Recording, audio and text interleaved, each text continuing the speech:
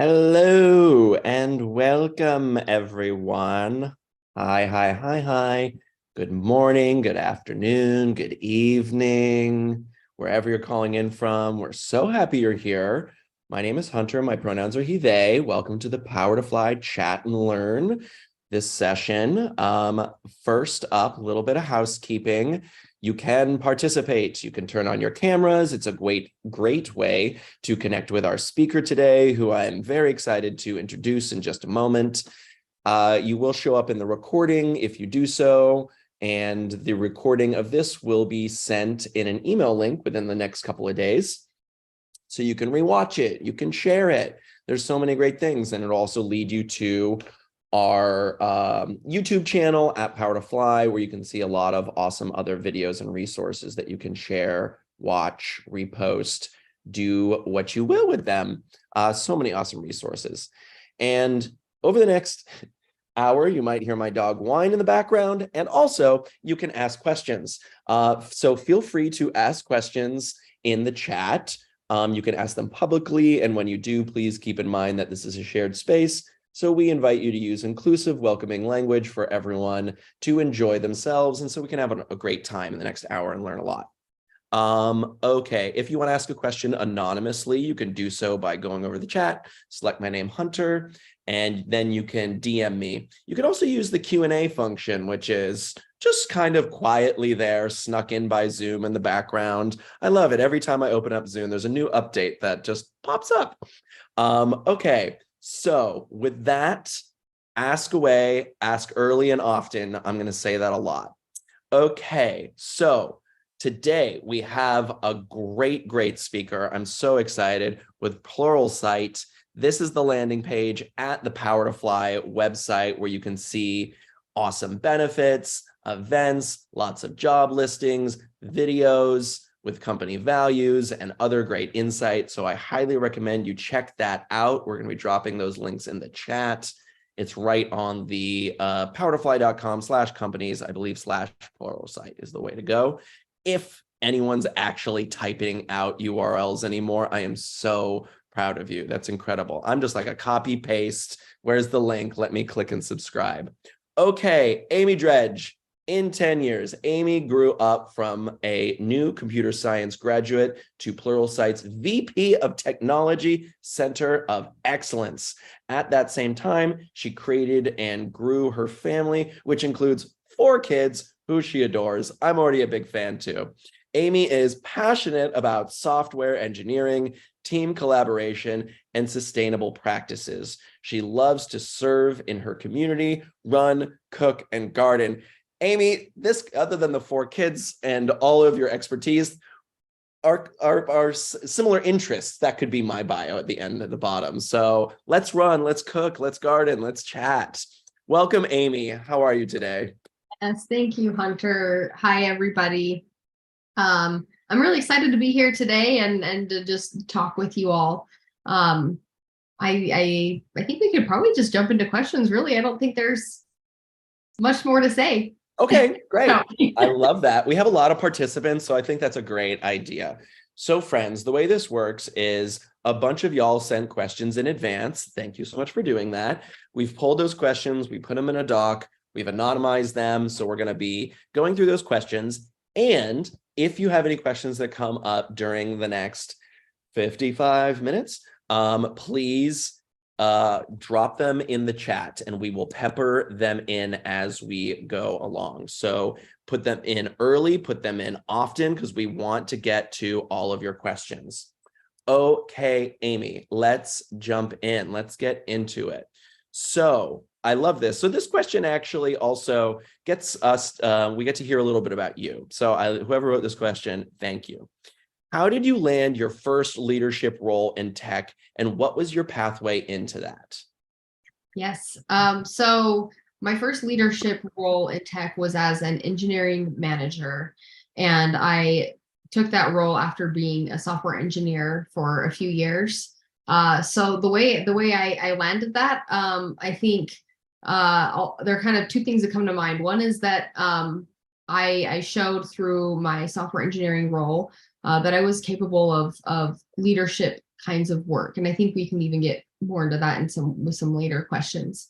But what that, what that looks like to be a leader as an individual contributor. So I had demonstrated, my I don't know, aptitude there. And then also another important piece is that I had someone who was willing to take a chance on me. I think anytime you're becoming a new leader and taking a management role for the first time, somebody has to be willing to say, like, you haven't proven that you can do this. There's definitely still some risk. And I had someone that was willing to provide me with that opportunity.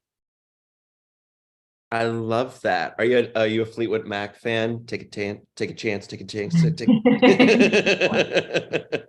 take a chance on you. I think that's Fleetwood Mac, is it? I don't. Yeah, I don't know, but But it's I a know great the song. song. I love that. Thank you for sharing that. And that's so encouraging to hear. And we're going to talk more about clearly you do that for folks now too, with being active in community and leadership. So it's really wonderful to hear that someone took a chance on you and that like gave you this opportunity.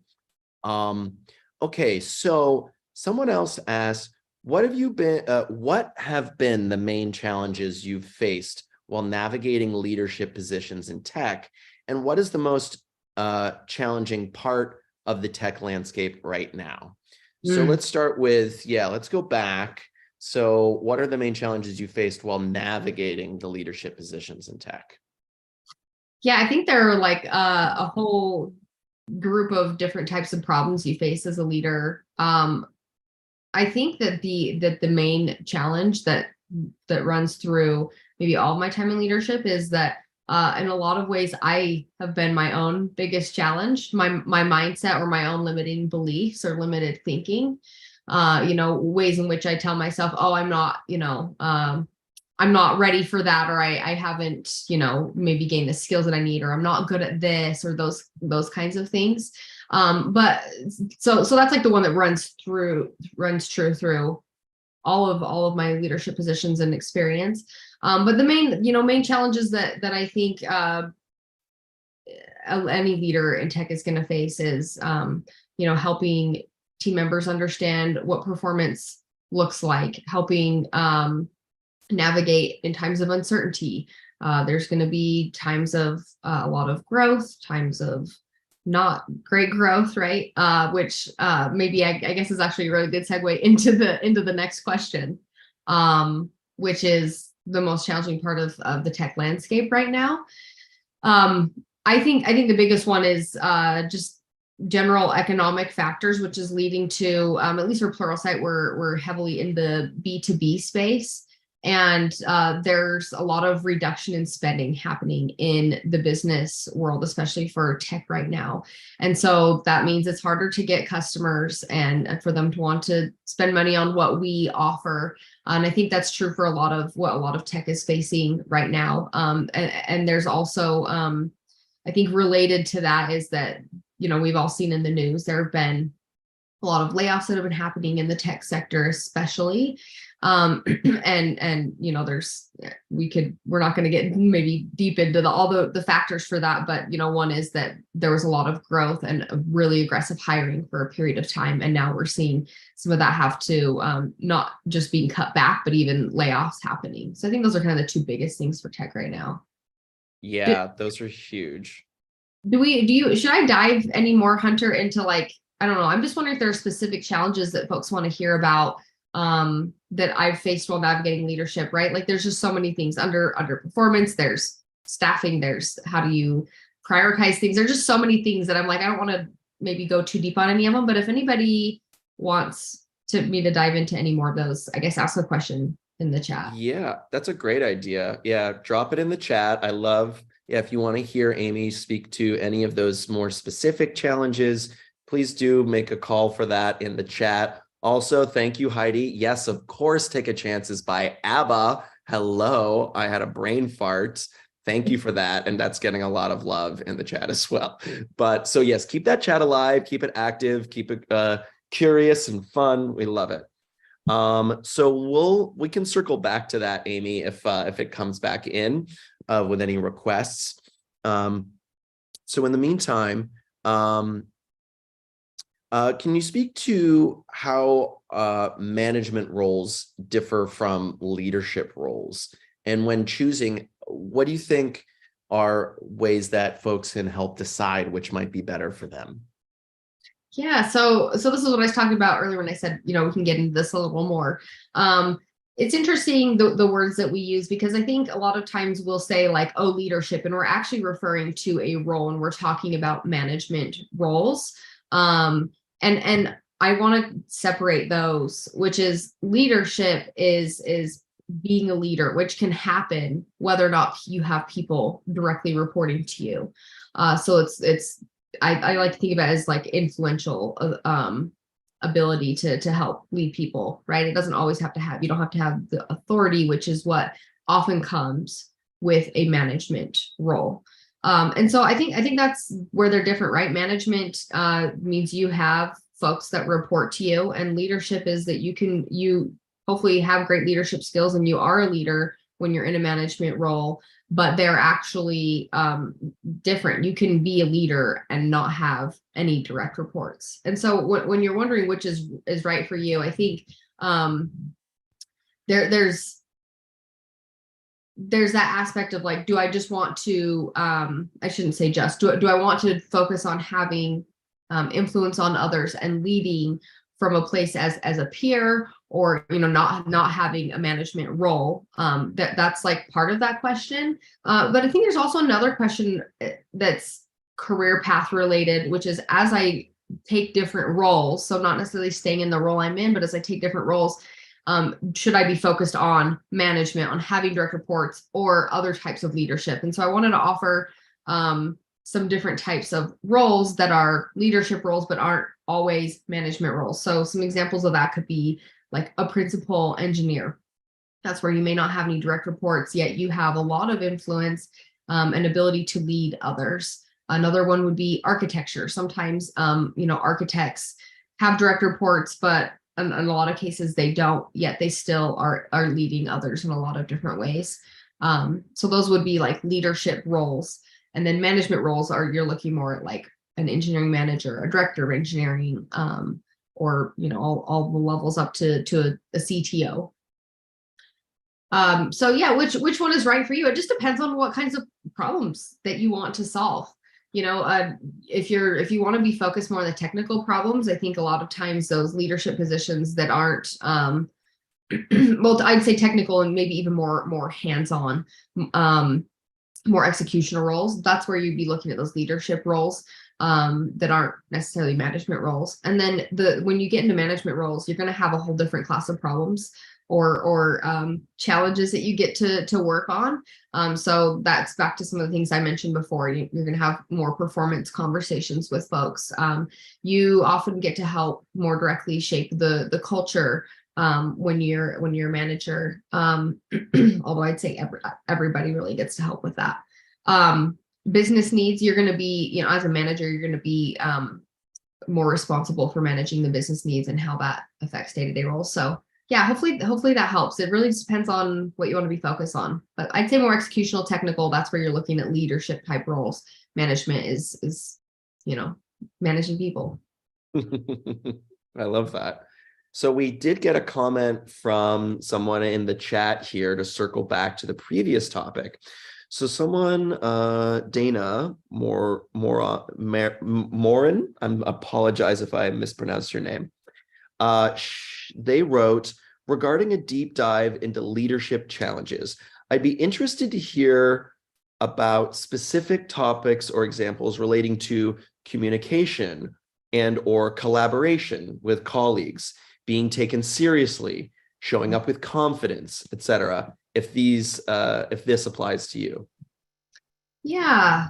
Well, that actually reminds me of a recent interaction I had with someone who said, like, you just seem so confident when you get in a room of people. And I was surprised to hear that. I was like, well, I just fake it till I make it, I guess. Like a lot of practice, just faking it. So I do think this applies to me. I think that we all can relate to that. Like, how do I show up with confidence? How do I, how do I get myself to be taken seriously? I think that managing your own mindset is the biggest thing you can do. Because if you're in your own head around what is everyone thinking, or you're in your own head about, what someone is going to assume I'm not capable and I have to prove myself, it's going to change the way you interact. And so I think the first is to just check yourself, like what you might be telling yourself around what you are or aren't able to contribute. Because if you can at least get yourself on board as much as possible with like, I'm here, I deserve to be here, I'm very capable in all of these ways. Like, list out your strengths if you need to. There's all those tricks we know, like do power posing, whatever's gonna like help bring you that confidence. I think that's the biggest thing. I've been pretty fortunate that I don't feel like I've had a lot of experiences where people are maybe not taking me seriously. I have had a in a previous company, I had a manager who definitely, like, I would say it challenges. I attribute it to being a woman in tech, but he didn't I don't know, wasn't very professional all the time. That's how I'll say it. Wasn't very professional. And it was actually a very good experience for me because it helped me find my voice. I had a specific time in which I went into his office and I told him, this has to stop. I said, this behavior, these things that you're saying is like not appropriate, not okay. And I will report it to HR if it continues. That was really hard for me. But it, like I said, was a good experience because it helped me find my voice, and everything was fine after that. Like, that was the clear message and they stopped after that. So, yes, I guess I've had some experiences where folks maybe aren't taking me as seriously as they do others, but I think they're usually solvable. And if not, that's where, maybe HR can come in. There's one other piece to that I want to speak to real quick. And I'm getting a little long-winded here. The communication and collaboration with colleagues, I'll just say that's an ongoing challenge. That is something we are all trying to figure out at all times. I think the biggest thing is to focus on, building relationships with folks. And when you have those relationships, you'll be able to more naturally think about, okay, who do I need to reach out to when I'm dealing with this specific type of thing, right? If it's roadmap planning or different things like that. If you have those relationships, you're naturally going to think of those folks and want to bring everybody along versus it feeling like a chore of figuring out, like, okay, who do I have to communicate with or who do I have to collaborate with? I think just as you have those relationships, it'll come more naturally. Thank you for that. And thank you for sharing about that personal experience. Yeah. And it's inspiring and amazing to hear how you're like, that was helpful for me to have this unpleasant thing. So you said something along the lines of it helped you find your voice. And though difficult as those scenarios are, I imagine, I thank you for sharing so openly and vulnerably about that, and showing the solution that you found, is like speaking up, and you addressed it head on, which was incredible. And then HR was like the next step, you gave this person an option. And yeah, for me, I can identify with just like my like people pleasing nature, like, oh, I don't want to cause any problems, or I'm just gonna be over here. And then it's like then the problem continues, it's actually. So thank you for offering up a solution there with your leadership in that. Okay, someone asked from the chat. Let's get another one from the chat here. What are you looking for when you are hiring for leadership roles and management roles? What makes someone stand out? I think it actually brings a book to mind for me. I think it's called The Ideal Team Player. There are 3 attributes there that I don't necessarily like put as my core criteria when I'm hiring somebody, but they often come to mind when I'm in interviews with people, which is hungry, humble, and smart. And so I think humility kind of speaks for itself. Hungry is about hungry to learn, hungry to know more, always, kind of that like they have intrinsic motivation to do a great job, and they're hungry. And then smart is, I think a lot of people hear that and think like knowledge. Oh, I have to know everything, or I'm just naturally super good at this. It's not that. It's actually communication smarts, its ability to work with other people, it's emotional intelligence really is what it is. I think those are the three biggest things. And if you have those three things, a lot of other things can work out, right? If somebody is hungry to learn, I can help them learn something if they don't have it today, right? If they're humble, and that also goes to willingness to learn. It's hard to work with somebody who has a big ego and usually aren't very enjoyable to work with. And so yeah, I honestly think those three things come to are top of my list. And I believe that's The Ideal Team Player. I think that's a Patrick Lencioni book if anyone's interested. Awesome. Hungry, humble, and smart. I love that. And also, I just popped back into my head something you said earlier about when you're like, oh, people like you seem so confident. You're like, wow, like that that might have come from someone that, is your peers or your colleagues or something. And it's that feedback can be from people that you value and that you trust is so important. And I love what you said when managing your own mindset. I love that because I can identify too. It's just like, oh, I can show up like I'm a people person, but I'm a total homebody and I want to be like quiet all the time as well. But it's like, so when I'm like rallying to go out into the world and like do something, I can be like, oh, no, I like people, like managing my own mindset. And it's just like, okay, what is the shift that I can do internally that can show up with, a teammate, a colleague, a partner? There's a lot that we can do internally. So managing my own mindset, I'm going to put that like on a billboard in my room. So I just like always check in on that. Yeah, I want to just add something real quick, Hunter, that I don't know if anyone else is hearing it, but I wanted to I just heard when you were recapping all that, humility and confidence. I think people feel like they're at opposite ends. And think like, well, if I'm humble, then I can't come across as too confident because that makes me seem like I'm not humble. You can be both. And I think that confidence comes actually in being, now relating to something else you're saying, is in being like your authentic self. Like if you're introverted, you don't have to pretend to be extroverted. I'm introverted. You don't have to pretend to be extroverted to succeed or to be confident. For me, it's like, find the things that I care about. Why am I doing this? And if I can find that why, then becomes more natural for me to be able to collaborate with others and to share and to maybe, some people would say I appear extroverted, but that's just because I'm actually focused on my why. And it is my authentic self, even though I am introverted. So I just want to kind of like connect all those. You can be confident and be humble. Yeah, no, I'm so thank you for connecting that constellation of the stars that we were orbiting around just now, because that is great. I agree with you. Like humility and confidence, they're both can be true, because with humility, we get to like learn, right? Like you were saying, like that smarts that you're looking for, like we get to learn something. And you're like, oh, I don't know everything. There are other people that are very talented, very smart, people that I can turn to, delegate to, whatever that is. And then I can walk with some confidence to be like, great, I'm surrounded by other smart people. I don't have to know everything. I just need to know what I need to know and how I can be of service to other people. So, and that I completely agree with, like that can imbue confidence in us.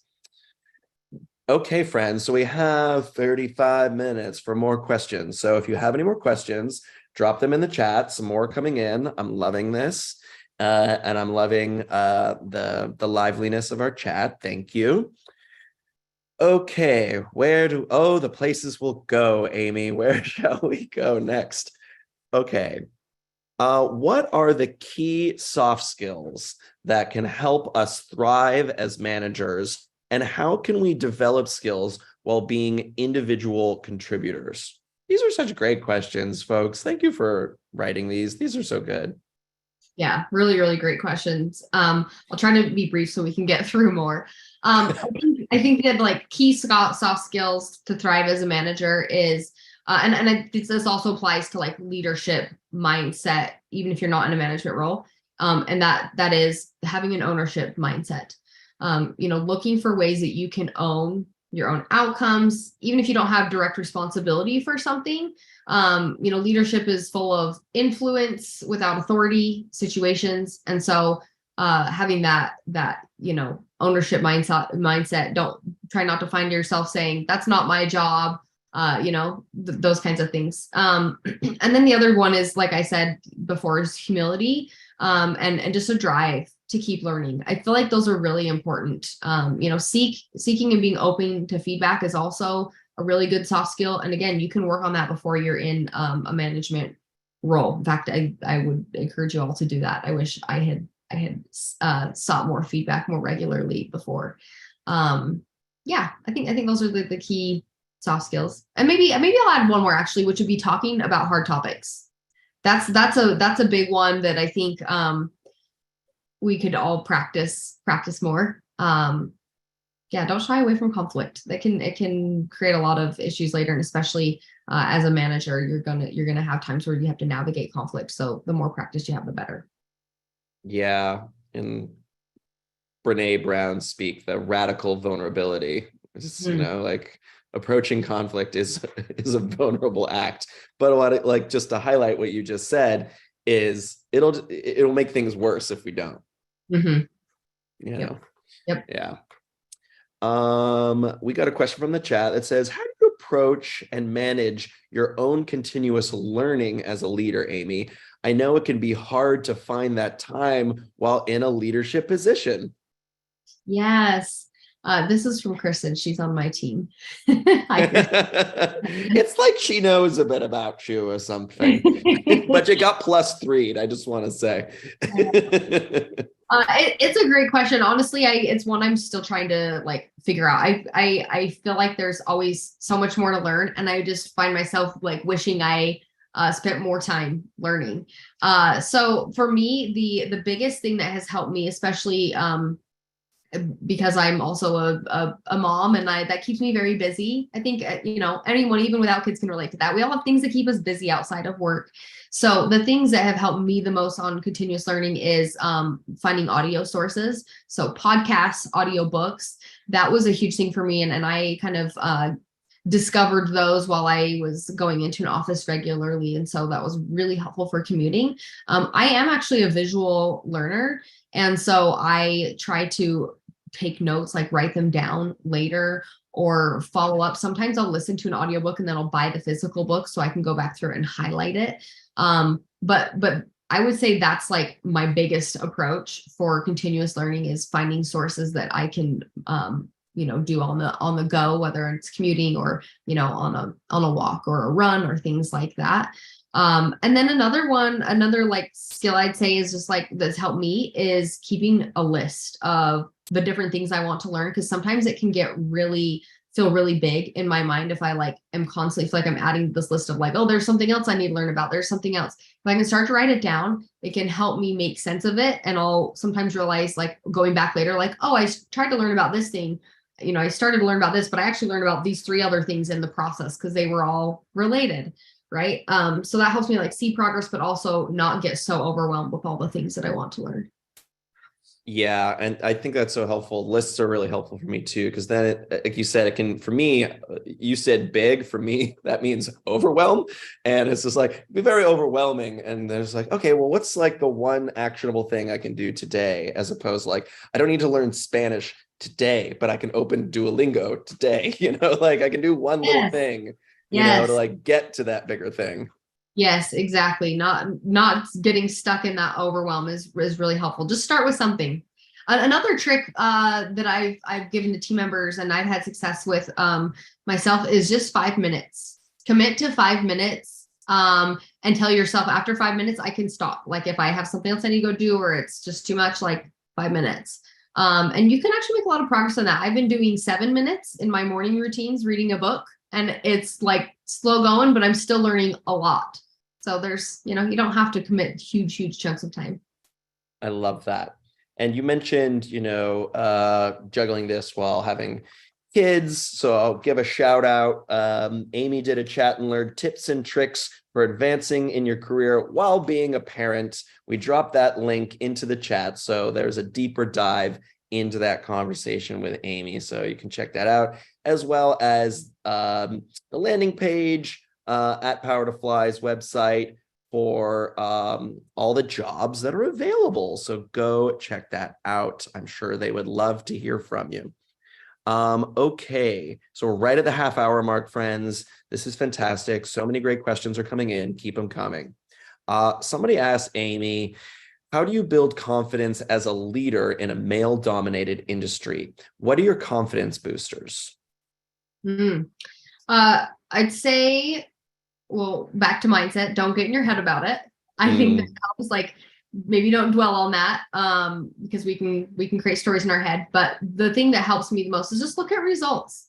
I try to be objective about like what I have accomplished and look at what my peers accomplish. And if my results are there, then they speak for themselves, right? There's also things that I may be better at than my male peers, and vice versa. So like just being able to objectively look at that and acknowledge certain strengths I may have, and again, the results. I would say like confidence boosters is feedback from others. That's a big one. And for me, when I'm asking for feedback from people, I'm actually not looking for confidence boosters.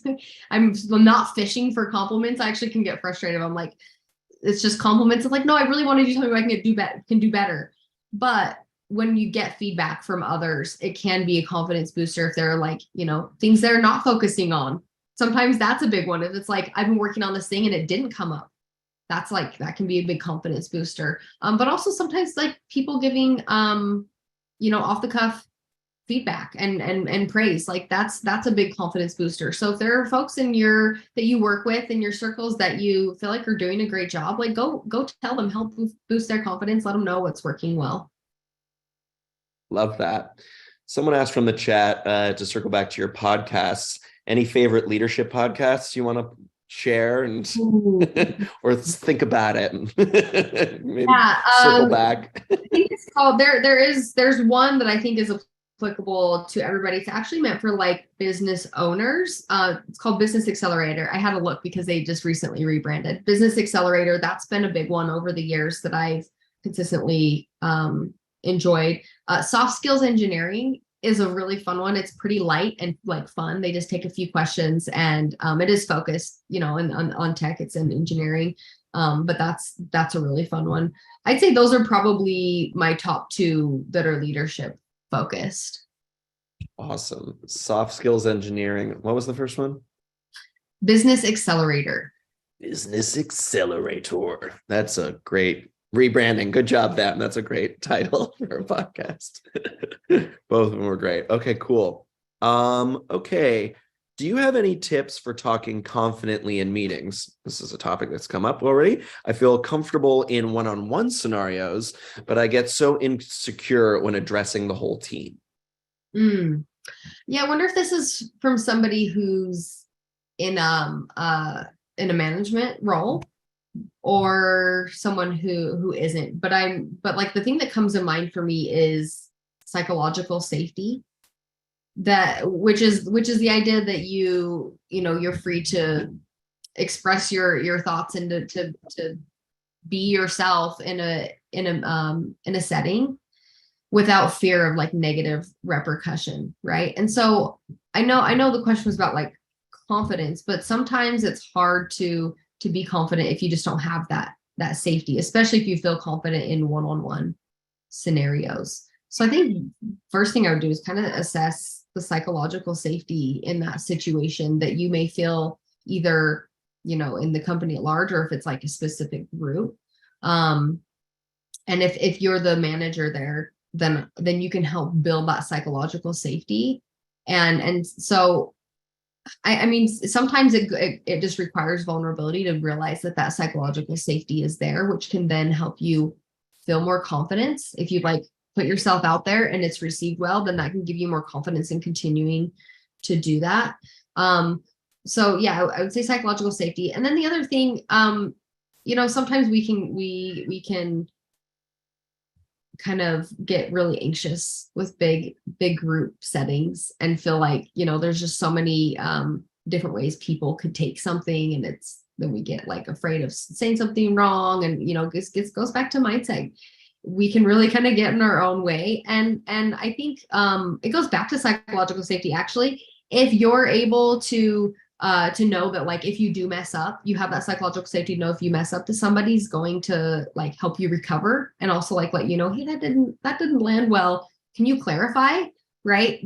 That goes a long way too. So yeah, it really goes with psychological safety. But then I would just examine, like, be curious with yourself. Why don't you feel confident in that situation, and try to figure out what it is? Is there like, if there's one specific person in the group, then you suddenly like your confidence goes out the window. Maybe have some one-on-one conversations with that person to try to, build that relationship. I would just be curious with yourself what's there. I love that. It's really getting to look under the hood of what's actually happening, as opposed to like stand up straight and do breathing exercise. All those things are great, like I do that stuff, but it's important to really go at the root, the source of what's causing those things. Great advice. Yeah. Okay, let's see what else we got. Oh, yes, this is a good one. As we were talking about this topic earlier, are there known strategies or guidelines to mediate conflict in the team? How have you dealt with workplace conflict in the past? Yeah, there are like so many things there. It really depends on the conflict, I think. But I think like the common, I don't know, things that apply here would be getting people in the same room. That can go a long way to helping with conflict. It could be a virtual room as well. Yeah, there's a book, Crucial Conversations, which I really recommend. There's some really good principles in there. And I also don't recommend the audiobook of that one. So we're talking about audiobooks. That was one I tried the audiobook like 3 times and I was like, this book sucks. And then I got the physical book and I was like, this is amazing. So that was just my experience. But like there's some really helpful things in there. Like one is start with heart, like focus on what you're both getting on it's almost like getting on the same side, right? Understanding where you're both, and I'm saying both, but it could be multiple people, but like, the parties involved in the conflict. Why do we have this conflict? Can we center on a shared purpose, what we're both after? There's a whole bunch of other tools in that book, but I would say that start with heart is the one that I most often like bring to mind of like, okay, what are we doing here? What are we trying to accomplish here? And that helps pull me out of the conflict and not get focused on maybe the minutia of it or the emotions of it. Yeah. And then just like talk about it. Like a lot of times in the conflict can be resolved by hearing both sides of a thing and understanding what's there. And you can find that common shared ground and go, oh, I get it. I can understand why you acted that way. Oh, that's another one is like ask yourself, is there an explanation as to why a perfectly logical person would behave this way or why they would do that, right? That helps put you in their shoes. I think like, is there a good reason somebody might choose to view it this way or might choose to do this thing that's driving me nuts, right? Whatever it is. Yeah. Is there a perfectly logical explanation why that a rational person would behave this way? Yeah. I don't know. I feel like that's not really, it's kind of rambly, but hopefully that helps. No, I think what you're talking about is empathy, right? I think it's so important to be empathetic. And I love that start with heart. That's the first time I've heard that. That's beautiful to get yourself in their shoes, right? Because if they're upset, you're that perfectly logical person that's doing something that's driving them crazy, right? So there's 2 sides to it.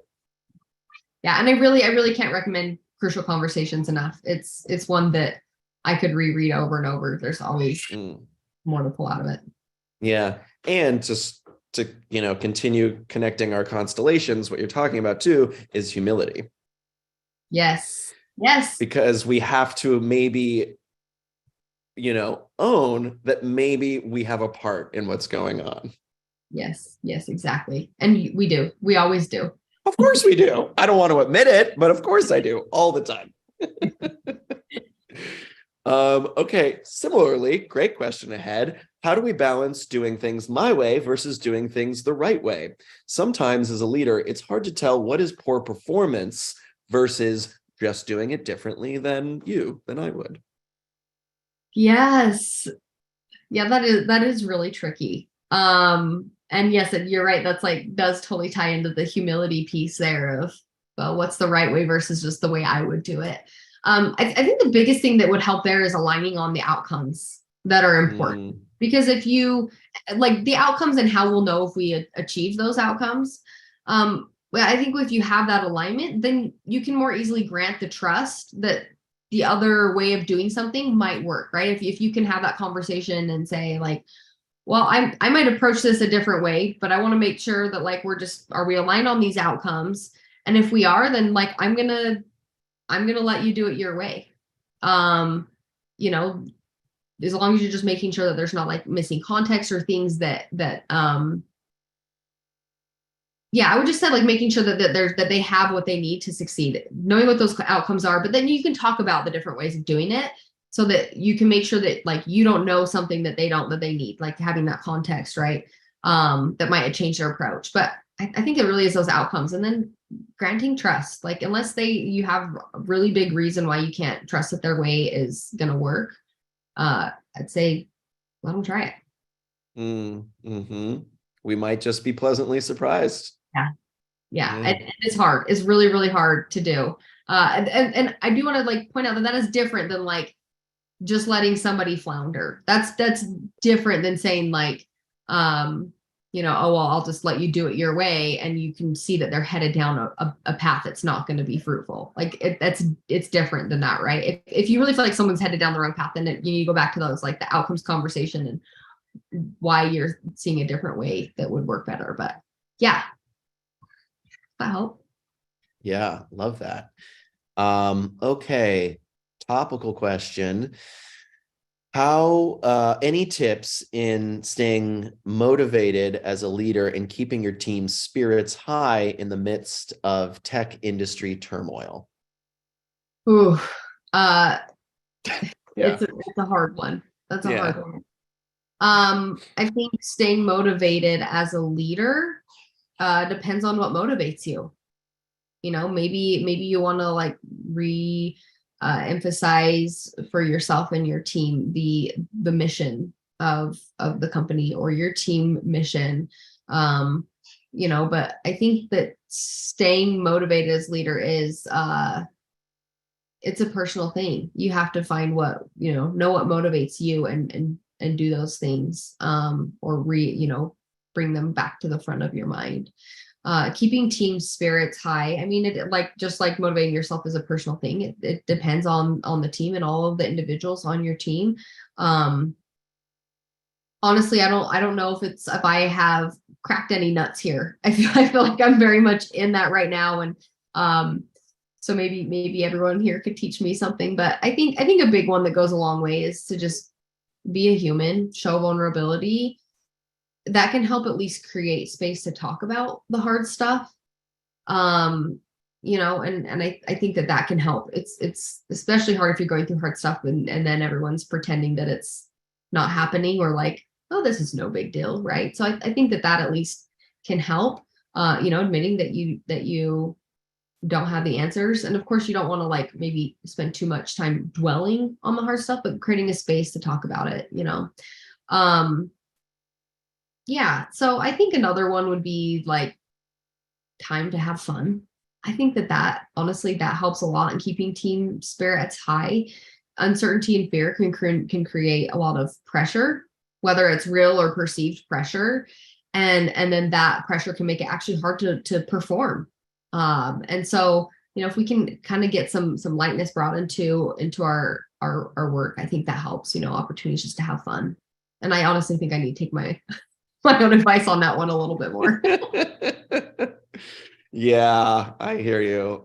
So I was gonna ask one question, and I was like, oh, this is another question for this on that topic. Then, someone asked do you have key tips for work-life balance? So, as a caregiver, working in leadership roles, how to make time for fun.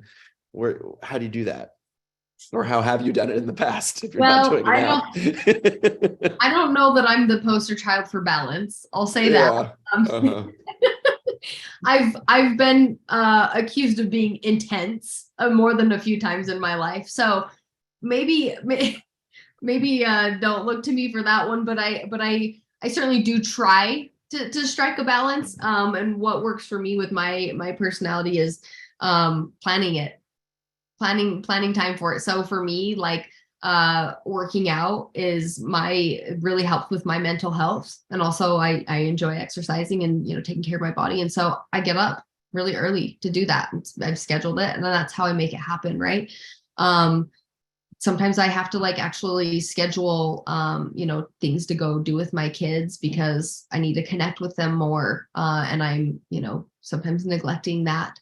Um and then another one is like just having things times blocked off, like areas where it's like, okay, I'm focused with my family here. Again, that's like I said, I'm not maybe the poster child for that, but I do pretty regularly. I'm very present with my kids through dinner time and bedtime, and that's an important one where we get some conversations. So yeah, for me it's like scheduling, being planning it. It doesn't even just have to be scheduling it, but planning it and setting that intention is really important, because otherwise I'll end up, you can kind of just be drawn and dragged through like from day to day of all these things coming at you that you're trying to handle. Yeah, for me, it's so important to put it on the calendar. I'm a visual learner as well. And so I use colors. So I have a different color for every type of event. So I can be like, ooh, there's not enough yellow on my calendar, which is social and fun time. I can just see it at a glance for my whole month. I'm like, wow, I'm working a lot. And there's like one strip of yellow. I need to add some yellow to this, like a painting. Oh, I love that. I might steal Yeah. I offer it up. I offer it up. that. Yeah. And as the youngest of four, I appreciate everything you're saying about your mom stuff because it's so important. And thank you for being a mom. I love my mom. Like you sounds like you're doing great. They're lucky to have you. Can you tell I'm a mama's boy, a mama's person? Yeah. I'm just getting teary thinking about her. Oh my gosh, I'm getting so vulnerable. Okay. Let's see. So, oh, this is great. So to go back to our greatest hits with ABBA, has mentorship played a role in your career advancement? And how can we effectively utilize mentorship for career growth or potentially be a mentor to take a chance on you? I love that. I have had both formal and informal mentors in my time, and honestly, the ones that weren't formal have been the most impactful for me. Where by informal I mean like if you ask them like, do you mentor Amy? They would say there's two people that come to mind. I think they would say like, I mean, yeah, I pretty much do, but we haven't ever like, labeled it that way because it's mostly them mentoring me, but it is bi-directional. Sometimes I get to offer things and perspective for them as well. But I've also had, like this is an official mentorship that I've leaned on for specific situations that was really valuable. But that for me, because it didn't come more organically, it's harder for me to rely on that mentor. So yeah, I think it is important. I think a mentor for career growth, like a mentor can be somebody who's got your best interest in mind and also can give you tough feedback. I would say like find somebody who's willing to give you tough feedback, but also isn't gonna withhold praise and is willing to say like, no, you're really good at this thing. You should lean into that more. But it is really helpful to have a mentor. So yeah, if you think about it, you may already have someone who's started to take that role in your life, or at least has indicated that they're willing to help you in that way. So you could reach out and make it a formal mentorship at that point, or you can just keep leaning on that person. And if you don't have that, like I encourage you to work to find that. I love that. I love, yeah, the mentor or the person, the confidant that can give you helpful feedback and also to be like encourage you with the stuff you're good at. I have people in my life that I look to for mentorship, and we talk about right sizing a situation. It's like, oh, I need to get right sized about this because I'm making things that are not my problem, and they'll be like, that has nothing to do with you, what you're talking about. That's not, you focus on this, Yes. and I Yeah. need that outside help. Sorry, I just want to like go back to the question because I just like replayed it now through the other side of Oh, like yeah. mentor. Yeah. That also can help with career growth, especially as we're talking about into leadership and management roles. It gives you practice talking with people through challenges that they're facing. We actually had something at Pluralsight early on called we call it our peer coaching program, where we just like basically it was a whole process to identify who it was, but we had peers where like I got to be a peer coach to people, help them work through things. This is before I was a manager. That was a really good opportunity for me to practice management types of skills or talking through problems that a manager would be facing with somebody when I wasn't their direct manager. So it can also be a really good for career growth for you to mentor other people. And I also recommend that if you don't have some people that you've brought under your wing and help mentor them, look for those opportunities and do that as well. I love that. Love that.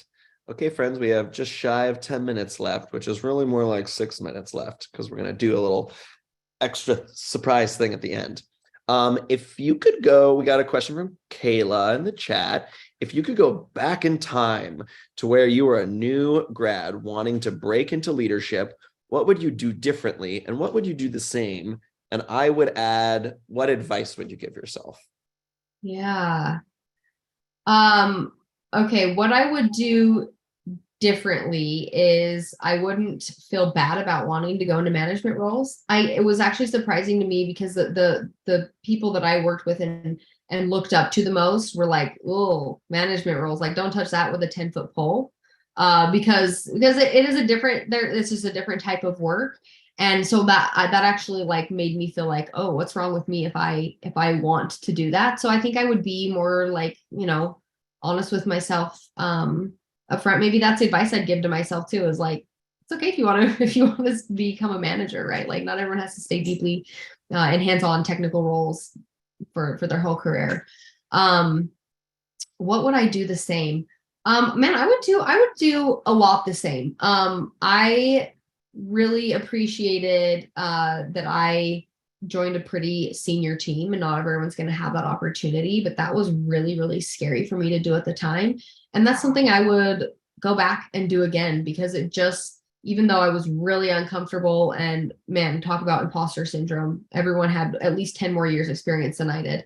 But I would do that again because it really provided a lot of growth and learning opportunities for me.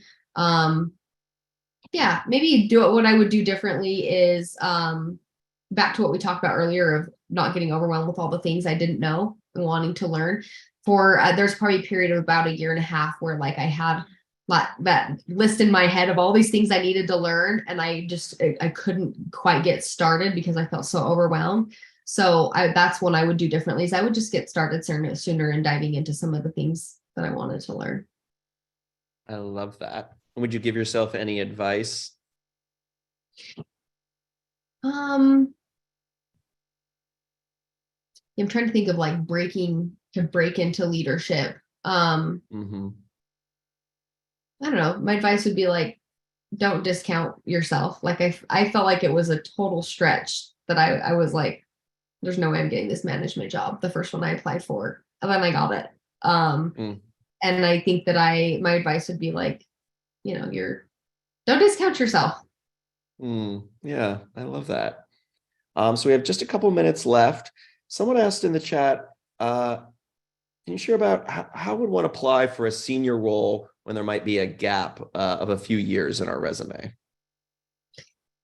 I'm trying to find the question. Is it a senior leadership role, or like just a senior role? As we're talking about leadership, they just said a senior role. So, but as the lens is senior leadership roles. Yeah, I mean, I think it's like, I guess it probably doesn't really matter which senior role leadership. They clarified in the chat. Thank you. Yeah, I think it depends on like when the gap is. If you're like let's say you were a director role and you're applying for a senior director role, but you've had a gap of a few years from that director role, and now you're applying for the senior role.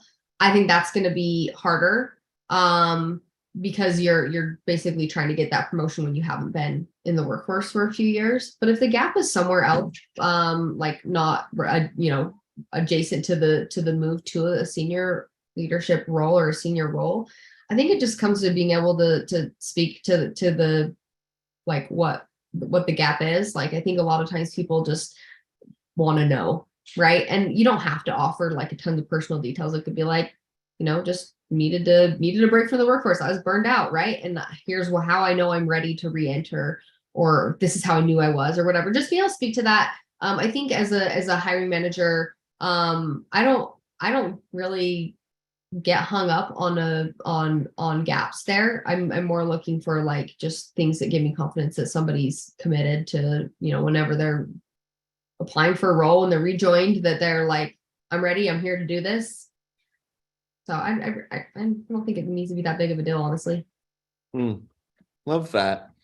Okay, so in these last 5 minutes now, friends, we asked Amy a few questions beforehand.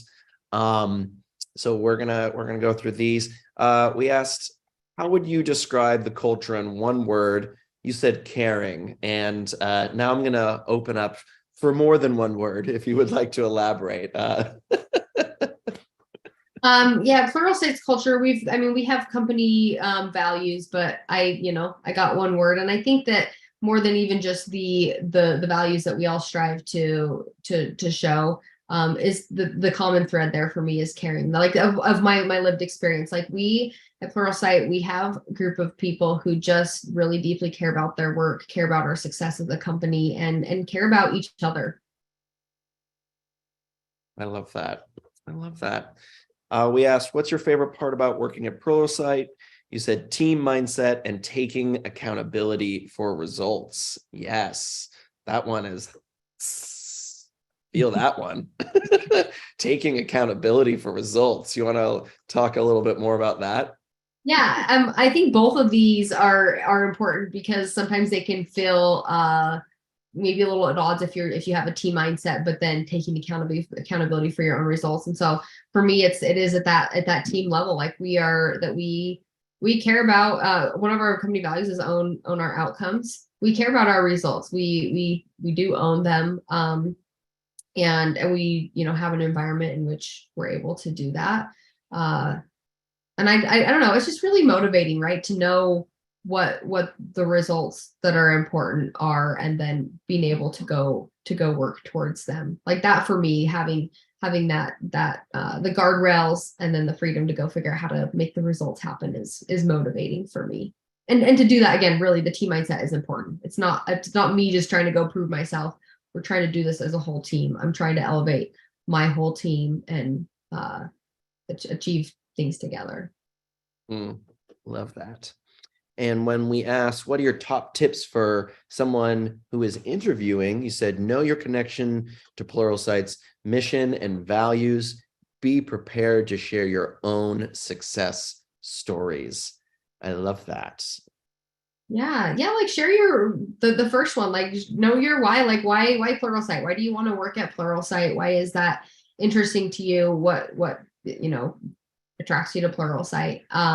That'll separate you from others, right? Versus, people who are just trying to find any job.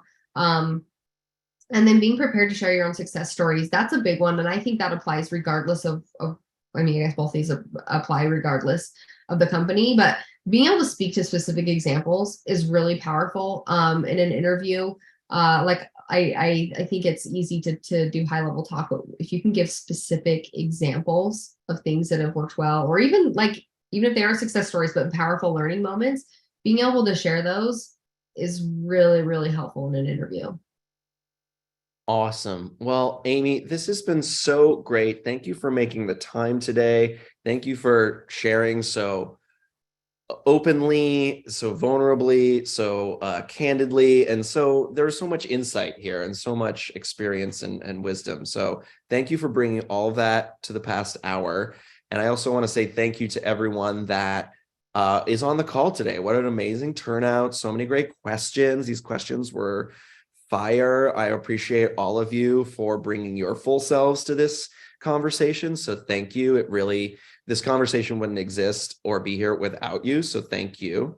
And be sure to check out Pluralsight. There's lots of opportunities, which is so awesome. You can go to the landing page on our Power to Fly website as well. And Amy, thanks again. And I hope we get to do this again. What a delight. Thank you, Hunter. And thank you, everybody. I really appreciate y'all showing up.